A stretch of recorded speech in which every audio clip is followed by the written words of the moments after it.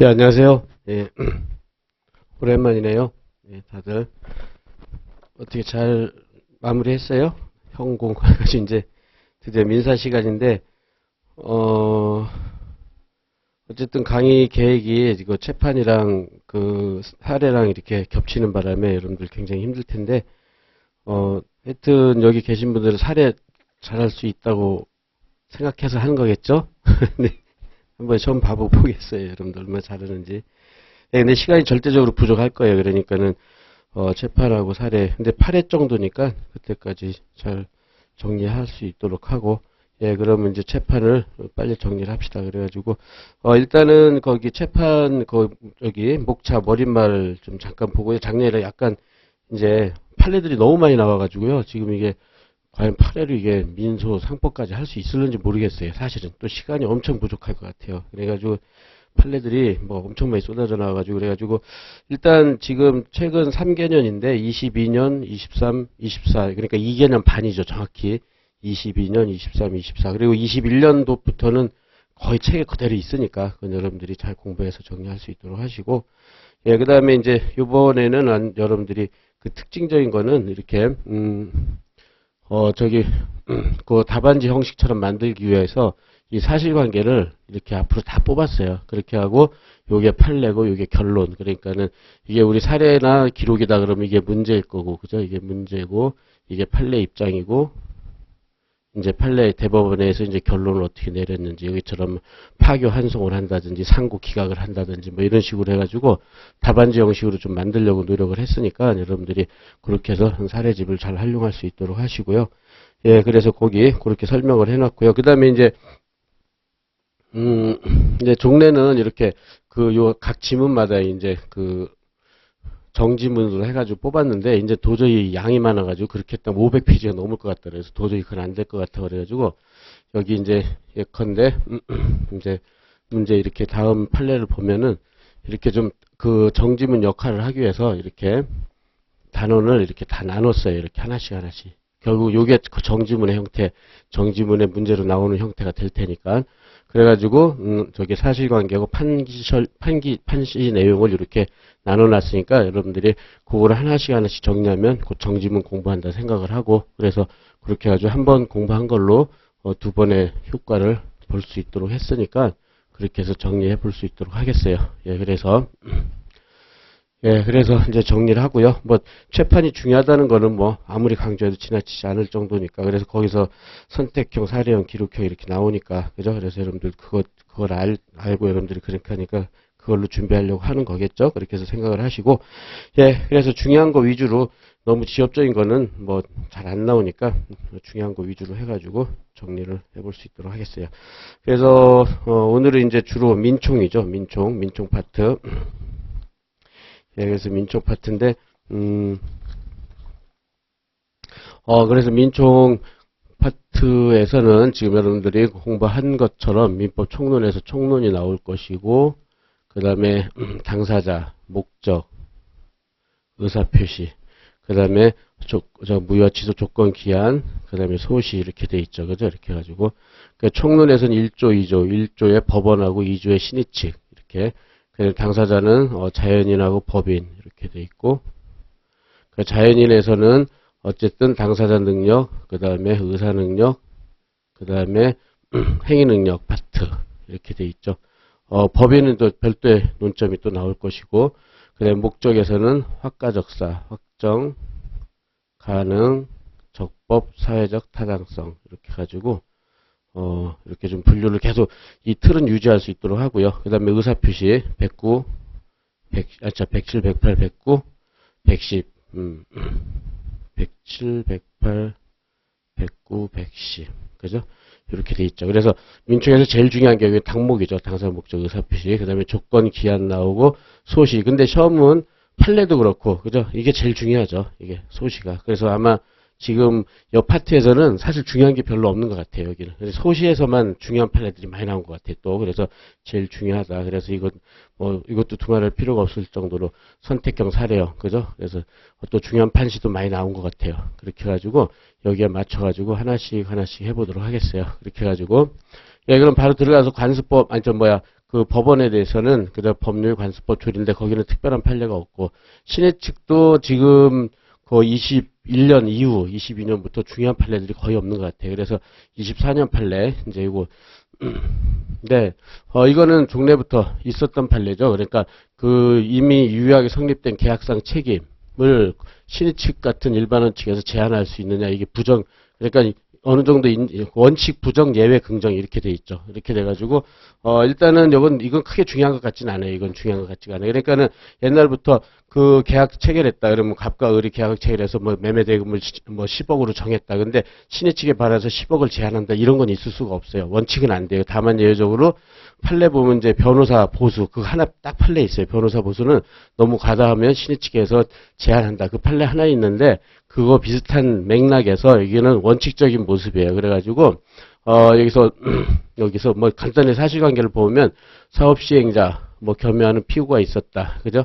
자금 집행의 주도적 역할을 하였고 그다음에 그 시공사와 협의 지연 등 이 사건 지연에 영향을 미쳤다. 피고가. 그래서 원고에게 부당하게 해지 통발을 하였다는 이유로 그다음에 신의 측 그죠? 형평의 원칙상 계약상 금융 비용을 50% 감액하는 것이 타당하다고 이제 이게 원심은 항소심이죠. 항소심에서 이렇게 그 계약상 권리 계약상 계약상 권리를 갖다 50% 감액했죠. 신의 측으로 원칙으로 이게 가능하냐 이렇게 되는 거죠. 근데 이거를 부정한 거죠. 판례가. 그죠. 그래가지고 이건 옛날부터 있던 판례니까는 뭐 크게 중요한 건 아니까 그냥 결론만 잘 체크를 할 수 있도록 합시다. 그래서 여기서 본 대로 채권자가 채권자의 권리 행사, 신의 측에 비추어 용납할 수 없을 때 이를 부정하는 것이 예외적으로 인정이 된다. 그죠? 그렇지만 이제 종래부터 있었던 거, 일단 유효하게 성립된 계약상 책임을 신의 측이죠. 특히 이 같은 일반원 측에서 제한하는 거. 그죠? 요구에. 그래서 이거는 사적자치 원칙이나 법적 안정성에 위협이 될 수 있으므로 예외적으로 인정해야 된다. 그래서 원칙 부정, 예외 긍정 이렇게 돼 있는 거죠. 그죠? 이건 기존의 책에 다 있는 것들이죠. 그죠? 그렇게 가지고 여기를 한번 읽어보고 따라서 이것만 가지고 그죠? 이것만 가지고 여러 사정. 이건데 이거는 크게 중요한 사안이 아니니까 여러분 간단히 체크하고 안 읽어도 될 정도로 그래서 뭐 사업 지연에 대한 책임이 오로지 피고한테 있다고 보기 어렵다는 이유로 그 다음에 이와 같은 근거로 신의 측에 따라서 금융비용, 계약상 권리죠. 제한하는 것을 파교 환송했다는 거죠. 그러니까 원심이 부당하다는 거죠. 그래서 제한할 수 없다는 거죠. 그렇게 해서. 그러니까 여러분들이 파교 환송하는 거는 민소법에서 상고를 인용하는 거죠. 상고를 인용하여 파교 환송을 하는 거고, 원심 판결이 맞으면 상고를 기각하고 이렇게 나오죠. 그러니까 앞으로 계속 이렇게 나올 거예요. 상고를 인용해 파교 환송한다. 또는 원심 판결이 맞으면 상고 기각이다. 그렇게 해가지고 그거를 기초로 해서 이렇게 정리를 해볼 수 있도록 합시다. 예, 그래서 요거는 기존에 있던 판례 확인하는 정도면 될 것 같고요. 그 다음에 권리 주체로 넘어가서 자연인에서는 중요한 판례가 거의 안 나온 것 같아요. 21년 이후에. 그래서 그래서 이제 책에 있는 것만 잘하면 될 거예요. 그래서 그렇게 정리할 수 있도록 하고, 그 다음에 이제 법인에 대한 거. 예, 법인에 대한 판례는 좀 몇 개 나와 있죠. 최근 판례. 그래가지고 보도록 해보면은, 여기서 이제, 학교 법인인데, 이제, 그 사립학교법이죠. 사립학교법에서 기본재산에 대한 용도 변경 의무 내용을 하는 계약을 체결했다. 그렇게 됐을 때, 반드시 이제 계약 체결 전에, 관할청의 허가, 요거죠. 그래서 여러분들이 사립학교법에 보면은 이렇게 그 용도 변경 의무 부담하는 거는 관할청의 허가를 받아야 돼. 허가를 받지 않으면 절대적 무효다. 이렇게 돼 있는데, 거기에 관련된 거죠. 그래서 반드시 계약 체결 전에 받아야 되느냐, 아니면 계약 후라도 관할청의 허가를 받으면 되느냐. 근데 요게 처음 나온 것 같아요. 요게 처음. 반드시 계약 체결 전에 받을 게 아니라 계약 체결 후에 허가를 받아도 유효하게 될 수 있다. 그렇게 해가지고요. 그래서 이렇게 된다. 그거 하고, 그 다음에 이러한 계약이 확정적 무효. 그러니까 관할청의 허가가 없으면 확정적, 특히 더 중요한 건 절대적 무효라고 보고 있죠. 그래서 해서 요거 간단히 정리만 하면 될 거예요. 주안점은 계약 체결 전이 반드시 받을 필요 없고 후라도 가능하다는 거 이렇게 해서 좀 해놓고, 예, 그 다음에 따라서 여기는 사실관계가 너무 복잡해. 이런 건 좀 불필요한 건 뺐어요. 너무 지엽적인 거라서. 그래서 빼고. 그래서 지금 이렇게 결론만 알으면 되니까. 그죠? 그렇게 해가지고 학교법원의 기본재산 그에 대해서 용도 변경. 그래서 하거나 의무 부담 할 때는 관할 측 허가를 받아야 된다. 이 사립학교법 28조 1항이죠. 따라서 이런 허가 없이 이런 행위를 하면 효력이 없다. 이게 절대적 무효라고 그랬잖아요. 그죠? 아까 학가적사에서 적법, 강행법 규정, 효력 규정을 위반하면은 절대적 무효다. 그렇게 됐죠? 그래서 지금 여러분들 절대적 무효는 6개 있잖아요. 6개. 그죠? 6개. 그래서 아까 본 대로 권리 능력이 없거나 그다음에 의사 능력이 없거나 그죠? 그래서 학가적사, 확정 가능, 적법, 사회적 타당성 그죠? 이렇게 6개. 여기서 입분하시죠. 입분한 이게 없다. 없으면 이건 절대적 무효예요. 그죠?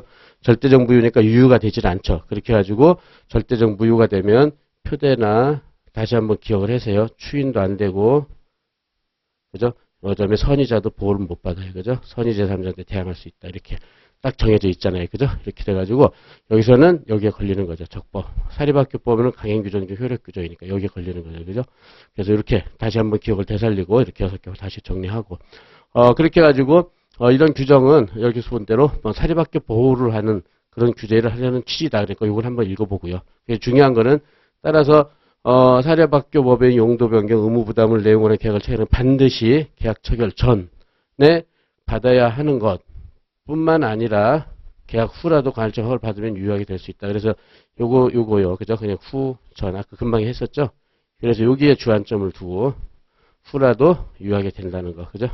이렇게 요거 하고 그다음에 절대적 무효가 되는 것은 따라서 이렇게 전이나 후나 허가는 반드시 받아야 돼요. 그죠? 그래 유효가 되는데 불허가 처분이 있거나 두 번째 허가 신청을 하지 않은 의사를 분명히 했거나 그죠? 그렇게 하거나 그 계약 이행을 의사를 철회했거나 허가받는 것이 사실상 불가능하게 될 때는 무효가 된다. 그렇게 해가지고 이제 요 4개 그죠? 이렇게 이거는 뭐 간단히 선택형 대비해 놓으면 될 거예요. 불허가 처분, 허가 신청하지 의사 그죠? 그 다음에 의사를 철회 그 다음에 허가를 받는 것이 사실상 불가능. 네 개 체크해 놓으면 되겠죠. 그죠? 그래서 선택형 대비. 그래서 위아래 해가지고, 요 밑에 주안점을 두면 될 거예요. 각자. 예, 그래서 이거 판례도 거의 없죠. 없는데 이제 이 정도 판례, 법인에 대해서는. 그리고 이제 주로 민법에서는 비법인 사단이 잘 나온다 그랬죠. 이제 법인은 주로 상법 가서 많이 나오니까. 그래서 상법 가서 하기로 하고, 비법인 사단에서요. 이거는 여러분들이 아마 그 선택형 할 때도 많이 시험 봤을 거예요. 이건 중요하죠. 이거는 모의 성과 본 그죠? 따라서 모가 속한 종중 그 공동선조 성과 본을 갖춘 후손의 종원 자격이 된다. 그래서 여기에 대해서 이거는 중요 그죠? 그래서 이거는 많이 뭐 사례형까지는 아니더라도 이건 선택형이 많이 나오는 현재 많이 나오고 있는 거죠. 여러분들 시험도 많이 봤을 거예요. 이거는 22년 판례니까. 그래서 사실관계를 보면은 민법 781조에 따라서 자녀의 성과 본이 엄마, 그지? 성과 본으로 변경된 사안이다. 그죠? 따라서 모의 성과 본을 따라서, 그죠? 모가 속한 종중이죠. 종중. 공동선조와 성과 본을 같이 하게 된 성년의 후손은 모가 속한 종중의 구성원이 된다. 이렇게 되는 거죠. 그죠? 그래서 자녀의 성이 모의 성과 본에 따라서 변경이 됐다. 그럼 모가 속한 종중 구성원이 된다. 여기에 주안점을 두고요. 여기. 그래서 여기 된다. 그래가지고 굉장히 판시 내용이 좀 이렇게 장하게 설치되어 있었죠. 그래가지고 그럼 판결 요지를 보면은 이거는 뭐 종중의 일반 이론 그죠? 그래서 종중이란 이렇게 자연 발생적 집단으로서 뭐 쭉 해서 보면 되는데 여기서 이제 근데 요 밑에 2번에서요. 그죠? 781조 6항에 따라 자녀의 복리를 위하여 자녀의 성과 본을 변경할 필요가 있어 자녀의 성과 본을 그죠? 원래는 부성이잖아요. 부의 원칙주의인데 모성으로 모의 성과 본으로 변경되었을 경우 성년인 그 자녀는 모가 속한 종중의 공동선조와 성과 본을 같이 하는 후손으로서 당연히 종중의 구성원이 된다. 그죠? 그렇게 돼가지고 그러니까 모가 속한 그죠? 공동선조 모가 속한 종중의 구성원이 된다는 거예요. 그죠? 그 성년이 그러니까 그 자녀의 성과 본을 모의 성과 본으로 변경을 했으면 그 성년이 된 자녀는 모가 속한 종족으로 구성이 된다. 이렇게 되는 거죠. 그래서 이제 보면은 이유에서 선택형 지문이 많이 나온단 말이에요. 그죠? 이유에서. 그러니까 그 간단하게 정리를 해보겠어요. 그래서 요건 결론이니까 이거는 여러분들이 많이 봤을 거고, 그죠? 결론은. 그래서, 먼저 첫 번째 보면은, 이거는 여러분들이 그 전원합의체 판결 종중 구성원이요. 종중 구성원.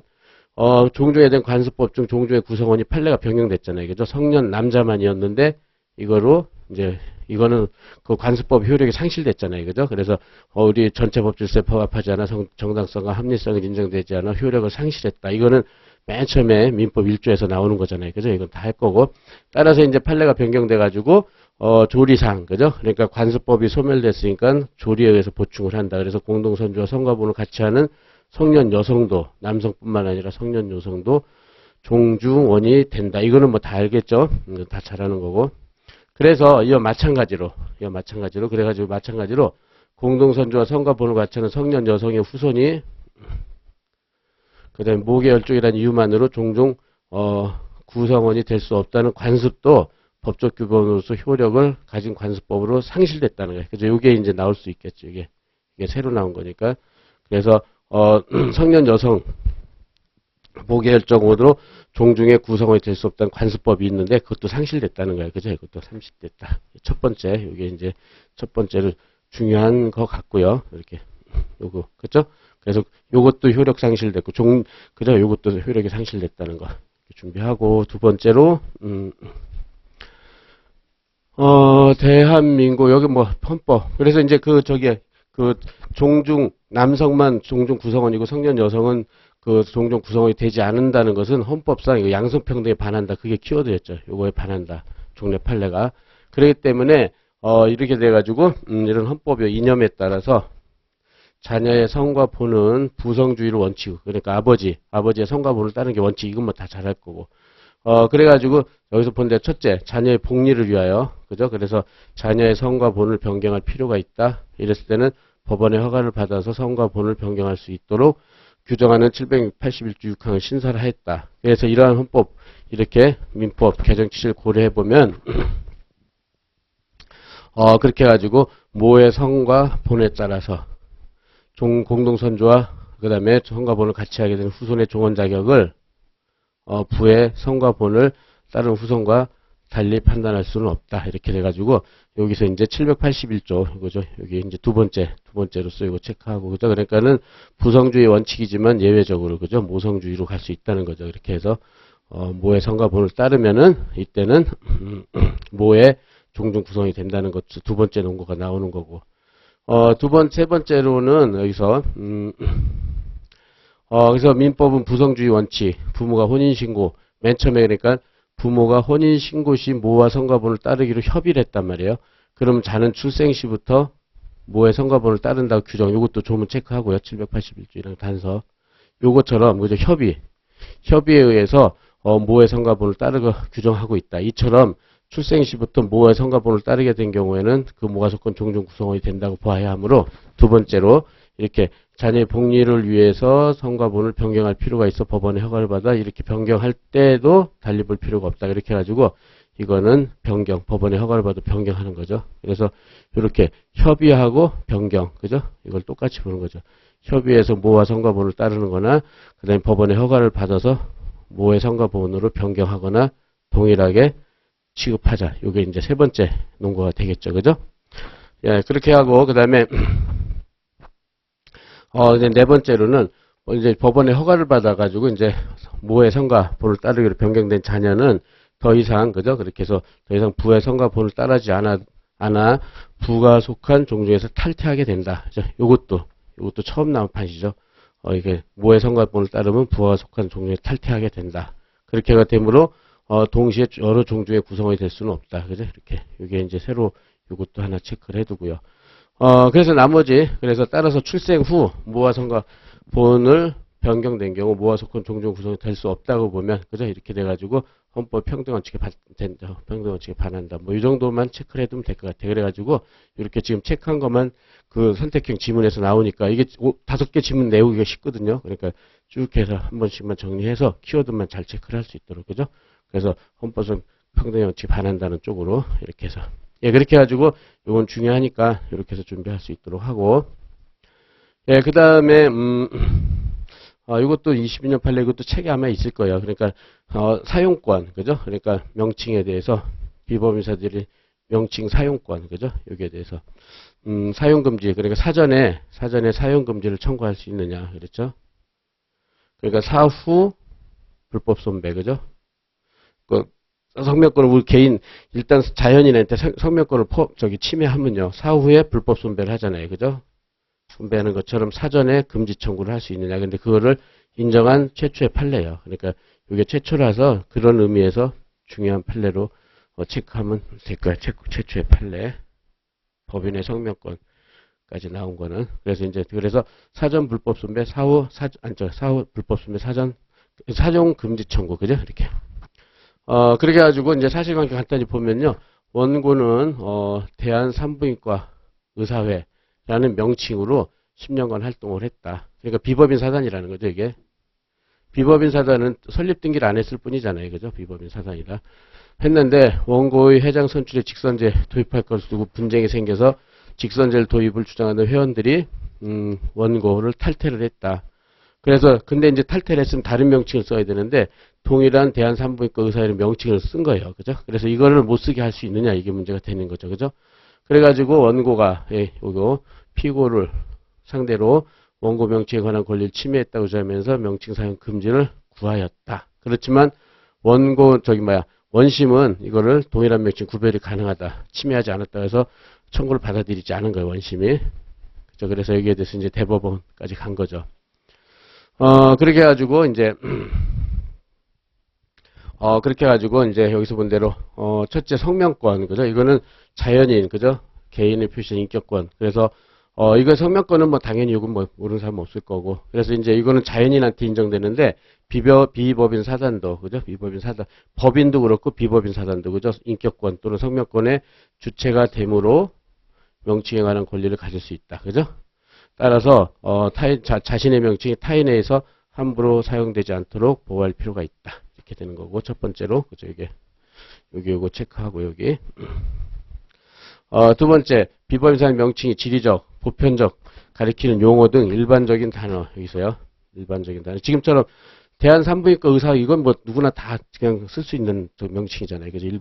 일반적인 명칭이죠. 일반적인 단어, 요거를 체크하고, 이루어졌더라도, 그 다음에 특정 비법인 사단이 그 명칭을 상당 기간 사용하여 활동했다. 지금 10년간 활동했다고 하니까, 그죠? 이렇게. 그래서 여기서는 일반적 명칭이고요. 보편적인 성질의 일반적 명칭은 원래는 이거는 그 지적자산권과 보면 이게 보호를 못 받거든요. 누구나 쓸 수 있기 때문에. 근데 여기서 첫째, 그러니까 요건을 명칭을 상당 기간 사용할 활동해왔다. 그래서 다음 페이지 해가지고 상당 기간 사용해서 그 명칭이 해당 비법인 표상하는 걸 널리 알려졌다면 두 번째 요건, 이렇게 둘로 요건화 시키면 될 거예요. 그죠? 상당 기간 오랫동안 사용했고 널리 알려졌다. 그러면 명칭에 관한 권리를 취득한다. 이렇게 되는 거죠. 이거 요건을 요건화 시키고 1번, 2번을 요건화 시키는 거죠.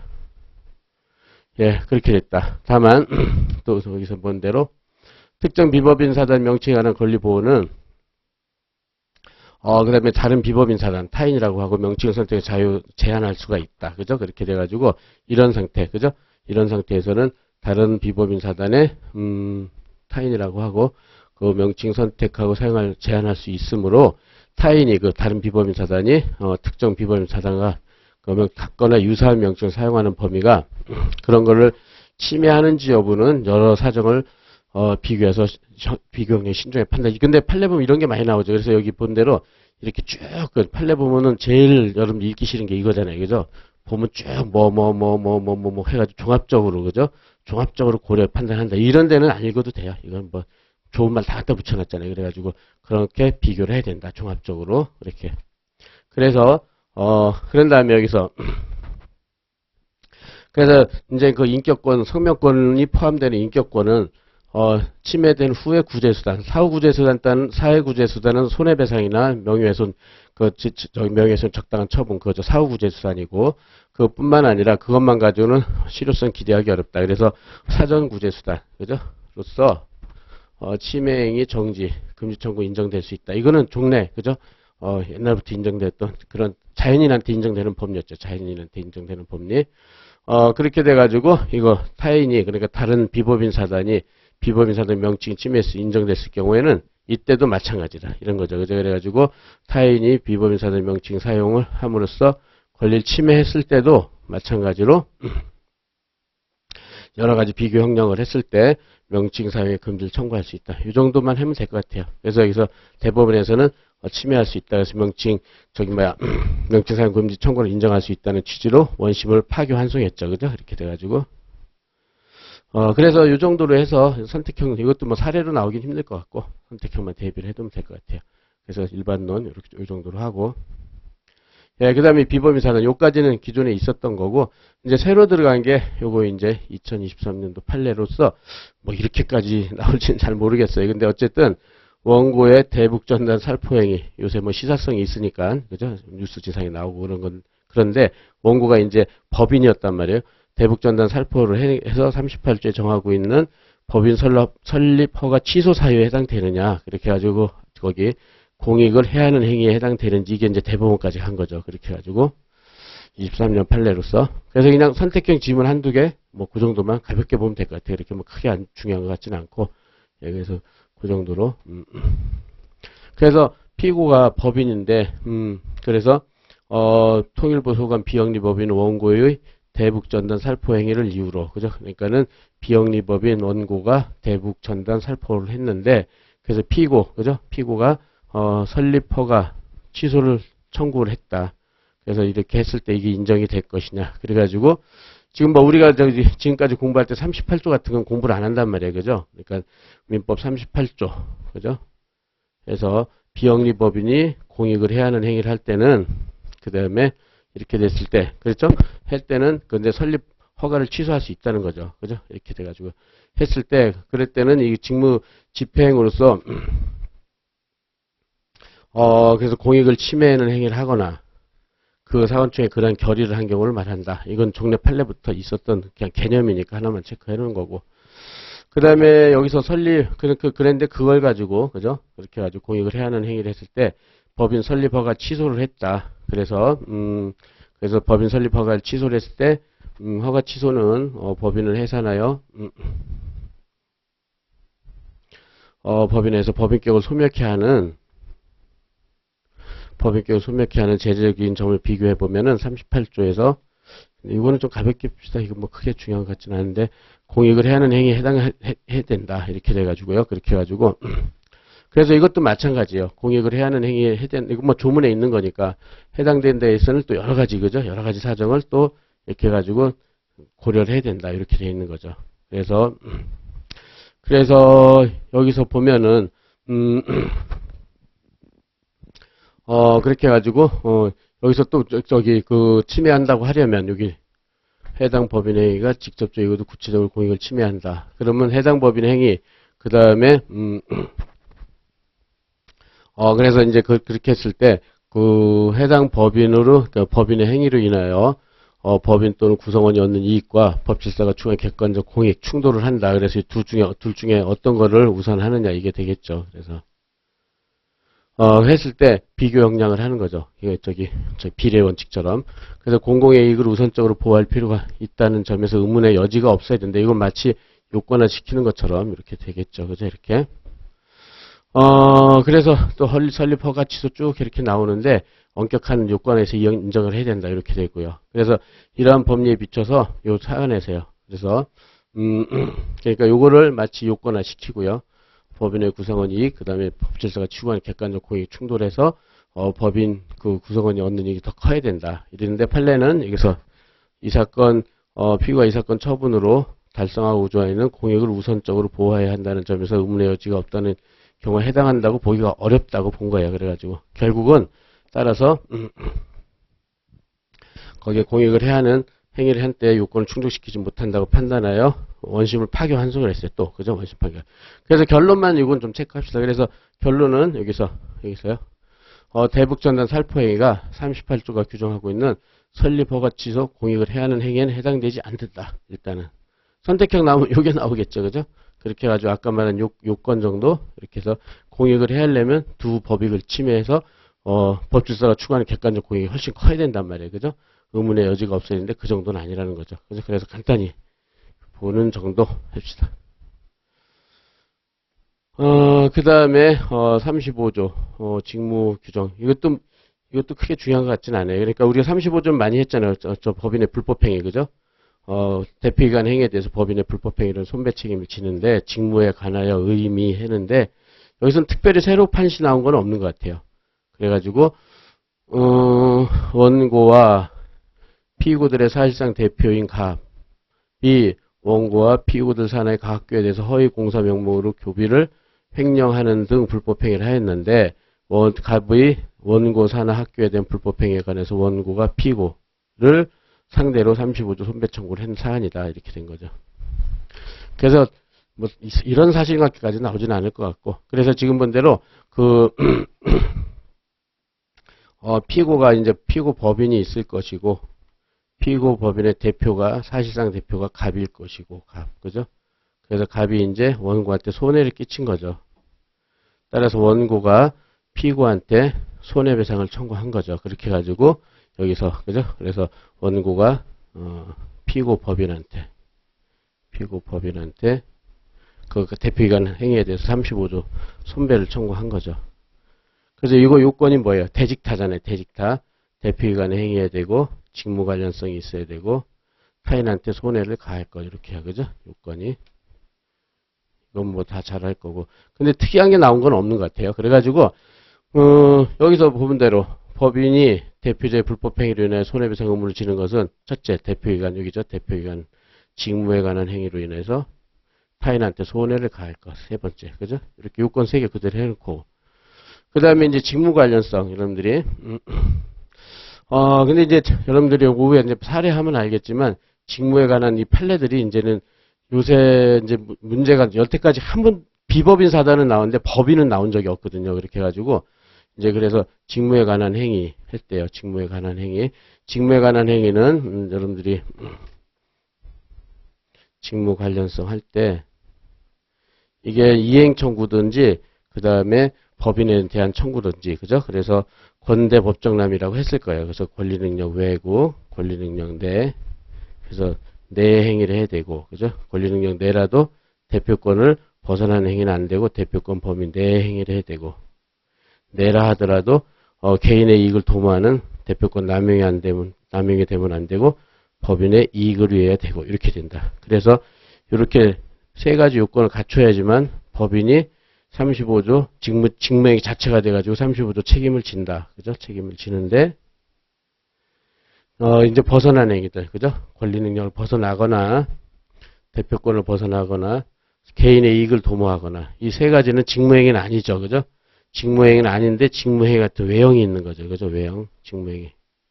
그래서 직무행위 아니라는 거에 대해서, 그죠? 상대방이 선의 무중이냐, 상대방이 악의 중과실이냐.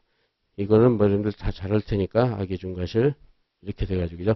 선이 무중과실 때는 법인이 책임을 지고 악의 중과실 때는 법인이 책임 안 지고 이렇게 돼 있잖아요. 그래서 그렇게 해가지고 이렇게 된다. 그렇게 해가지고 요 판시 내용이 항상, 그죠? 요거는 여기 안에서, 그죠? 여기서 쭉 나오죠. 그렇게 해가지고 그래서 본대로 법인의 대표자가 개인의 사리를 도모하기 위한 것이다. 이게 남용이잖아요. 그죠? 이게 남용, 대표권 남용이고. 그 다음에, 법령 규정 위배. 이게 법률의 대표권을 벗어난 거죠. 여기요. 그래서 대표권을 벗어난 거고. 법률의 규정엔 대표권을 벗어난 거를 하더라도 여기 외관상 직무에 관한 행위 그죠 여기 외형 행위라고 인정될 수 있다면 그죠 그래서 일단은 직무에 관한 행위에 해당된다 그죠 이렇게 그건 기존에 있던 거 그대로예요 그죠 그래서 여러 가지 사정을 고려해야 된다 그리고 주관적인 의사는 고려 안 하죠 그래서 주관적인 의사는 고려 안 하고 객관적으로 판단한다 그죠 이렇게 해서 그냥 직무 관련성 판시한 것 같아요 이렇게 해가지고 그래서 여기서 쭉 비교해 봤을 때 직무 관련 행위로 보기 어렵다. 근데 뭐 이런 사안이 나올 리는 없고 그냥 여러분들이 요 정도로만 체크를 해두고 요 복습만 좀 하면 될 것 같아요. 그래서 이게는 특별한 판례는 아닌 것 같아요. 그래서 요거는 좀 무시해도 될 정도로 되는 문제인 것 같고 그래서 또 파기환송했고 그 다음에 교회 23년 그래서 이것도 이번에 새로 들어간 판례인데 그 이제 교회예요. 교회에서 이제 교단 탈퇴 여러분들 이거 그 교회에서는 이제 분열, 그죠? 교회에서 두 개로 종래 교회가 없어지고 두 개로 나누어지는 분열 현상은 이거는 부정을 하죠. 분열을 하는 거는 부정을 하고, 단지 그 탈퇴만 인정하죠. 탈퇴. 그래서 탈퇴를 긍정하는 게 판례 입장이에요. 근데 탈퇴를 하는데 탈퇴한 교인들이 사단법인의 정관에 관한 그 정관 변경의 정족수인 3분의 2 이상이 됐을 때는 그 탈퇴한 당사자들의 총유다. 뭐 이런 판례. 그죠? 그 판례인데 이제 여기에 대해서 의결 정족수 규정을 민법과 달리 그래서 규정을 뒀을 때 그죠? 이렇게 됐을 때 의결 정족수 요건이 42조 부모정 의결수 요건에 비해 완화되었다는 이유로 무효인지 뭐 이렇게 됐는데 정관이 무효인지 이렇게 된 그런 사안이었어요. 그래가지고 이것도 뭐 그러니까 간단하게만 체크를 하면 될 것 같아요. 선택형 지문 한두 개. 그래서 좀 사실관계를 보면 이제 피고 교회가 있었는데 제적 인원 331명 중에 163명 찬성으로 소속 교단을 탈퇴하기로 결의를 한 거예요. 그러면 결의를 했을 때 그럼 얘네들이 그저 163명의 탈퇴 결의, 그죠? 탈퇴 결의가 과연 효력이 있는지, 그래서 탈퇴한 교인들의 그 총유가 되는지 그런 문제가 된 거겠죠. 그런데 이제 여기서 원심은 이제 또 항소심이죠. 교회 소속 교단의 탈퇴를 여기서 정족수인 의결권을 가진 교인 3분의 2 이상, 그죠? 찬성의 결의는 엄격하게 새겨 교회 이제 요거 이렇게 그죠? 요거는 이제 민법 규정이죠. 민법 규정을 갖다가 결의를 엄격히 새겨 정관으로는 이를 완화할 수 없는 강행법규 성질을 갖는다. 그죠? 아까 말대로 몇 조죠? 42조 이렇게. 그래서 완화할 수 강행 규정의 성질을 갖는다고 본다. 이렇게요. 그렇게 해가지고 이 사건 결의는 의결권은 교인 3분의 2에 미달하는 교인 찬성만으로 그죠? 이루어졌으므로 의결 정족수에 미달하고 교인 정관에 의하더라도 정관은 과반수 찬성으로 돼 있다. 이렇게 돼 있으니까 의결하도록 되었는데 의 요건도 충족하지 못하였으므로 그렇게 해가지고 결의가 이제 무효라고 판단한 사안이다. 이렇게요. 그래서 민법하고 그 다음에 정관하고 충돌을 하는 거예요. 그러니까 결국은 여기서는 민법하고 정관에 충돌했을 때 그러면 결의의 효력이 있느냐 이렇게 되는 것으로서 그래서 여기서 간단히만 보면요. 그 판결 요지에서 일단 교회는 비법인 사단 이건 잘 알 거고 그 다음에 따라서 법률관계 둘러싼 분쟁을 소송을 통해 해결함에 있어서는 비법인 사단에 관한 민법 일반 이론에 따라 교회 실적 파악하고 재산 기속을 판단해야 된다. 그러니까 민법에 따라 판단하자는 거예요. 원칙적으로 민법에 따라 판단하고 다만 특정 교단 가입한 지교회 교단이 교단이 정한 헌법을 지교회 자신의 자치규범으로 받아들였다고 인정되는 경우 이 자치규범이 이게 정관이잖아요. 별게 아니라 법적 성질이 정관이니까 정관 받아들였다 하더라도 소속 교단의 변경은 실질적 지교회 자신의 규약에 해당되는 자치규범을 변경하는 결과를 초래한다. 그래서 이제 정관 변경이죠. 소속 교단의 변경은 정관 변경이죠. 따라서 여기서 본 대로 소속 교단에서 탈퇴 때는 소속 교단의 변경은 여기서 사단법인 정관 변경에 주는 의결권 3분의 2 이상의 찬성의 결의를 필요로 한다. 이건 이제 여기까지는 민법인데 여기서처럼 다만 정수에 관하여 교회 지규에 이게 이제 정관이죠.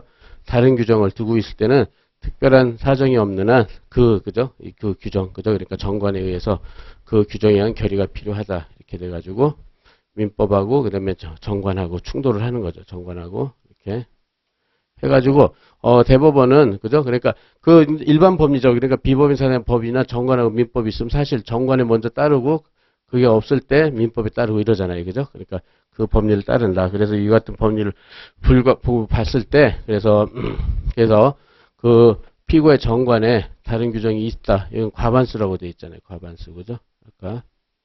볼 수 있음에도 불구하고 이 사건 결의에 필요한 정족수를 판단하는데 소속 교단의 변경에 필요한 정족수의 법리를 오해한 잘못이 있다고 판단하면서도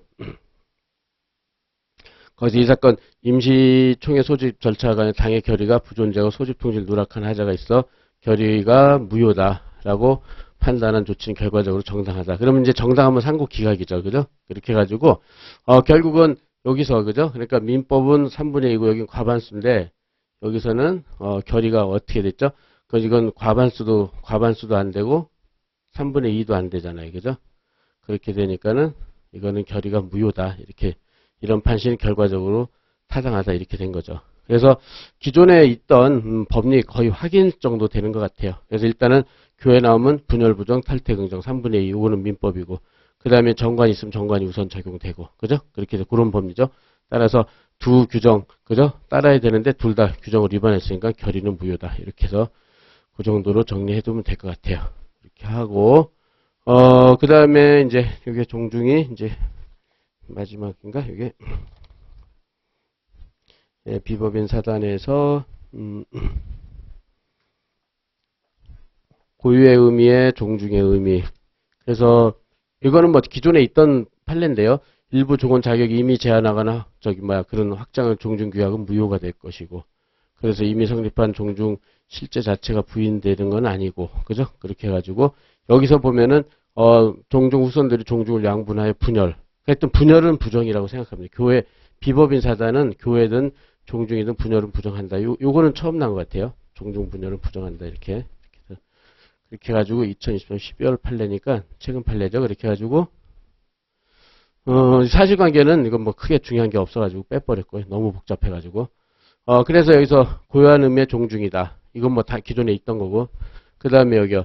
종중이 거기서 자연 발생적 집단이다. 성립한 후 여기서 종중 규약을 작성하면서 거기 일부 종원의 자격을 제한하거나 확장하더라도 그거는 무효예요. 그죠? 그러니까는 종원 자격을 제한할 수 없다. 그러니까 성년 여성 이렇게 그 판례에서 나온 거잖아요. 성년 여성으로 제한할 수 없다. 그렇게 해가지고 이미 무효이기 때문에 그 종중 규약 때문에 이미 성립한 종중이 실제 부인되는 것도 아니다. 이거는 기존에 있던 거니까 그냥 보면 되고. 그래서 중요한 거는 2번인 것 같아요. 2번. 이게 처음 난 것 같아요. 종중 자격을 박탈한 종중을 탈퇴할 수 없는 것이어서 공동선조, 여기요. 공동선조 후손들은 종중을 양분하는 것 같은 종중 분열은 할 수 없다. 이게 중요한 것 같아요. 종중 분열 할 수 없다. 이거를 여러분들이 체크해 놓으면 될 것 같아요. 교회 분열이랑 유사하잖아요. 그죠? 교회 분열. 교회 분열을 부정하는 거는 종래부터 있었던 판례인데 종중도 분열은 부정한다. 다만 네, 그렇게 해가지고 분열할 수 없다. 이 정도로 체크를 할 수 있는 정도로 할 수 있도록 하고요. 예, 그 다음에 요까지 하고 싶으십시다. 이거 이제 법인의 정관. 그러니까 법인에서 그 판례가 나오면 좀 굉장히 지저분해요. 막 그냥 상법 그런 것도 아니고 그래서 막 근데 시험 문제 잘 안 나오고 그래서 하여튼 가볍게 체크를 할 수 있도록 합시다. 그래서 여기서 본 대로 여기서 법인의 정관 이사 해임에 관한 규정이 있는 경우 정관에 정하지 아니한 사유죠.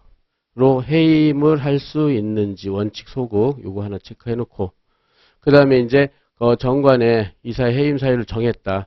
그 해임 사유로 인하여 법인과 이사 사이의 신뢰관계 더 이상 유지되기 어려울 정도 이르러야 되는지 이렇게 해서 요거 두 개는 지문에 뜰 수 있을 것 같아요. 선택형 지문으로 요거하고 요거는 기존에 있던 법리에 의해서 조금만 더 추가된 것 같아요. 그렇게 해가지고 예, 그래서 보면은 사실관계를 보면은 피고 재단법인 소속의 이사들이 이사 겸 이사적인 원고에게 정관에 정한 해임 사유가 있다면서 임시이사를 개최해가지고 원고를 해임하는 이 사건 해임 결의를 하자. 원고는 당연히 해임 결의, 그죠? 이사의 결의 무효 확인의 소를 제기했겠죠. 그래서 이거는 뭐 상법, 하여튼 뭐 민법이나 상법이나 그 중첩적인 거라고 생각을 하고, 그래서 상법에서도 비슷한 법리가 그대로 적용되잖아요, 그죠? 그렇게 해가지고 원심은 피고재단법인 정관에 이사의 해임 사유를 정했다 하더라도 요거 플러스 그 해임 사유는 이사의 행위로 인하여 법인과 이사 사이 신뢰관계 더 이상 유지되기 어려울 정도 이른 경우에만 정당한 해임 사유가 될 수 있다. 그래서 이렇게 두 가지 특히 뒷부분을요. 요 두 가지 요건화 시킨 거죠. 1 더하기 1이 요구된다. 요건화 시킨 거예요. 근데 이제 대법원에서는 결론적으로 요거는 필요 없다고 이렇게 나온 거죠. 그렇게. 그래서 이제 여기서 근데 첫 번째 법인과 기존의 법률은 법인과 이사는 유인계약이죠. 유인계약. 법률관계는 유임이다. 이건 다 잘 할 거고 그러면 위임계약의 689조 2항에 따르면은 위임계약은 각 당사자가 언제든지 해지할 수 있다. 이것도 기본 저기 책에 다 있는 거고요. 따라서 그래서 법인은 원칙적으로 이사 임기 만료 전이라도 언제든지 해임할 수 있다. 다만 이건 임의 규정이다. 임의 규정이니까 법인이 자치 정관으로서 해임 사유를 별도로 정할 수는 있다. 요까지는 기존에 다 있는 거죠. 그죠? 이렇게. 따라서 이거는 주인적 규정, 여기는 뭐 한번 읽어 취지니까 이렇게 한번 읽어보고, 그 다음에 이렇게 해가지고. 그래서, 여기서부터로, 그래서 정관 존중 필요성. 그래서 여기서 본대로, 필요성은 법인이 정관에서 정하지 아니한 사유로 이사를 해임하는 경우뿐만 아니라 법인이 정관에 정한 사유로 이사를 해임하는 경우에도 요구된다. 정관의 존중 필요성은. 그래서 여기서 두 가지로, 그죠? 이렇게 정관에 정하지 않은 사유로 해임을 못하고 정관에 정한 사유로 해임할 때도 이 정관 존중 필요성은 요구된다는 거예요. 그죠? 그래서 법인이 정관에서 정한, 여기까지 자르고, 정관에 정한 해임 사유를 절차를 정하고 해임 사유가 실제로 발생했다면, 이렇게, 이건 정관에서 정한 거죠. 그래서 여기서 다시, 여기서 정관에서 정한 이사의 해임 사유에 의해서, 그래서 해임 사유 실제로 발생했다. 이를 이유로 정관에 정한 절차에 따라서 해임할 수가 있다. 이건 뭐 기본 이론이고. 그죠? 이제 여기 외에, 이제 그 다음 게 중요하죠. 이로써 이사와 법인 간에, 여기요. 법인과 이사의 신뢰관계가 더 이상 유지될 정도로 이뤄야 한다는 요건을 추가로 충족되어야 법인이 해임될 수 있는 건 아니다. 이게 이제 여기 판례에서는 제일 중요한 것 같아요. 이거. 그러니까는 해임 사유가 있다. 그죠? 그럼 그걸로만 해임은 되는 거지. 그걸로 인해서 신뢰관계가 더 이상 유지되기 어려울 정도까지는 요구되지가 않는다는 거죠. 그죠? 이게 이제 제일 여기서는 중요한 판례 판시 내용이 되는 것 같아요. 그렇게 해가지고 여러 가지 따라서 쭉 해서 신뢰관계 쭉 해서 판단하면 충분하고, 그래서 법인과 신뢰관계 파트너를 별도의 요건으로 부하 충족을 판단해서는 아니다. 그죠? 이렇게 해가지고 이게 이제 중요한 걸로 하나 체크해 둘 수 있도록 합시다. 그죠? 그래서 정관에 정한 사유로 해임을 할 수가 있다. 그랬을 때 신뢰관계가 더 이상 유지되기 어려울 정도까지 요구되는 거 아니다. 이렇게 해서 요건 선택형 대비로 하나 해놓으면 될 것 같아요. 예, 그래서 요까지 해서 총론 부분, 그죠? 자연인, 그러니까 신의 측, 그 다음에 자연인 법인, 거기에서 이제 자연인은 없고 법인에 대한 최근 판례들은 요까지 좀 검토하면 될 것 같고, 그래서 이제 요까지 하고 10분 쉬고, 그 다음에 해석론으로, 학과적사 파트로 들어가서 정리할 수 있도록 합시다.